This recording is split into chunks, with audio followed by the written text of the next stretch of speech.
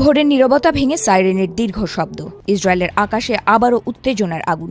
Iran ঘোষণা করেছে তারা অপারেশন টু প্রমিস 4 এর ১৯তম ধাপ শুরু করেছে। এই ধাপে ড্রোন ও ক্ষেপণাস্ত্র ব্যবহার করে একযোগে হামলা চালানো হয়েছে বলে জানানো হয়। বিবৃতিতে বলা হয়েছে, ভোর রাতে ইরান থেকে ছোড়া ক্ষেপণাস্ত্র ইসরায়েলের মধ্যাঞ্চল এবং অধিকৃত আল কুদুসের দিকে আঘাত হানে। ইসরায়েলি গণমাধ্যম জানায়, হামলার সময় দেশ জুড়ে শতাধিক বসতিতে সতর্কতামূলক সাইরেন বেজে ওঠে। প্রথমে মধ্যাঞ্চলে সাইরেন সক্রিয় হয়, পরে গুশদান এলাকায় অন্তত ১৪৩টি বসতিতে সতর্ক সংকেত শোনা যায়। কিছুক্ষণের মধ্যেই এই সংখ্যা বেড়ে দাঁড়ায় ১৯৪তে। স্থানীয় প্রতিবেদনে বলা হয়েছে, তেল আবিব অঞ্চলে একাধিক বিস্ফোরণের শব্দ শোনা যায়। প্রত্যক্ষদর্শীদের ভাষ্য অনুযায়ী ১৫ থেকে ২০টি শক্তিশালী বিস্ফোরণ ঘটে, যেগুলোর কিছু হয়তো ক্লাস্টার মিউনিশন বহনকারী ক্ষেপণাস্ত্রের কারণে হতে পারে। বেনি ব্রাক এলাকায় আকাশে প্রতিরোধমূলক বাধা দেওয়ার চেষ্টা